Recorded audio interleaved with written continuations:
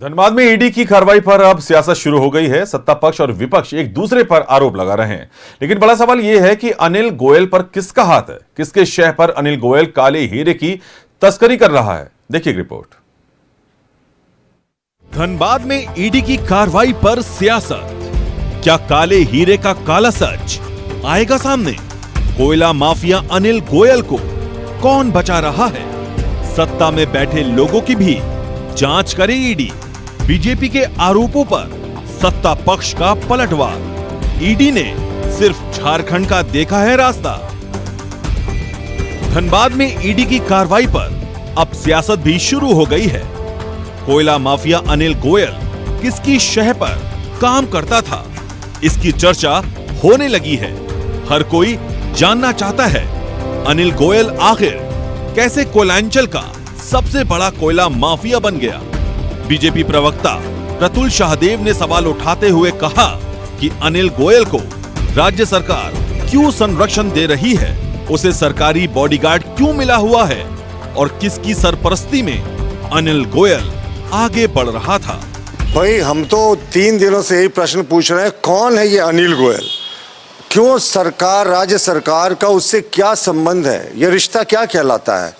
आप उसको सरकारी बॉडीगार्ड देकर रखे हैं। उसकी जो कोयले की चोरी की गाड़ियां बताया जाता है कि वो वेस्ट बंगाल जाती थी, आसनसोल के जो भट्टे हैं, मंडियां हैं, उनमें डंप होती थी, लेकिन राज्य सरकार को इस बात की जानकारी नहीं। ये असंभव है।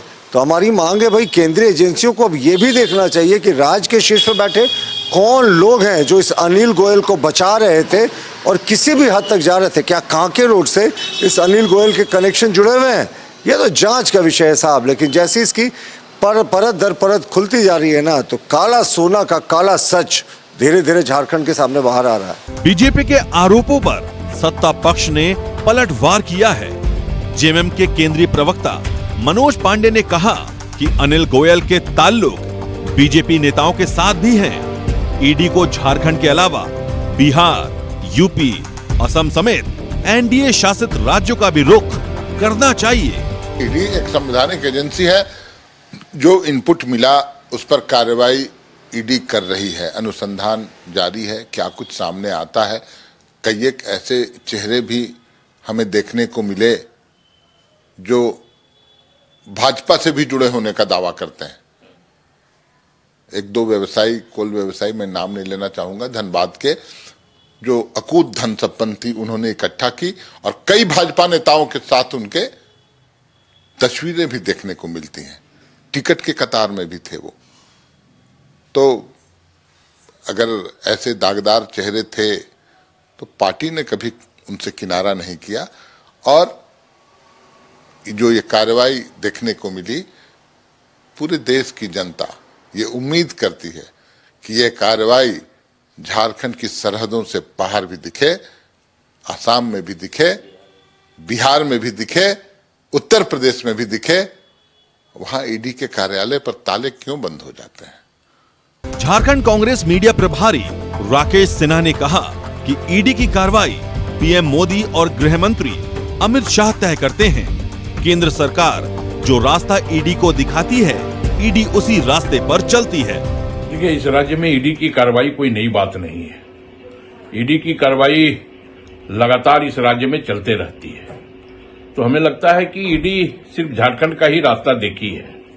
ईडी बिहार का रास्ता नहीं देखी है, जहां 70,000 करोड़ रुपए का घोटाला हो गया और उसका हिसाब नहीं मिला। ईडी आज तक बिहार के किसी भी पदाधिकारी या किसी भी नेता का दरवाजा नहीं खटखटाया। सियासत अपनी जगह है, लेकिन हकीकत यही है कि कोयलांचल में कोयले की लूट मची है। कोयला माफिया धड़ल्ले से कोयला का अवैध कारोबार कर रहे हैं। ईडी की कार्रवाई में कोयला माफियों के ठिकानों से 14 करोड़ कैश और लाखों के जेवरात बरामद हुए हैं। अब देखना है कि ईडी कोयला माफियों के सिंडिकेट को तोड़ पाती है या सिर्फ खाना पूर्ति कर छोड़ देती है। रांची से न्यूज़ 11 भारत के लिए राकेश के साथ पूजा की रिपोर्ट।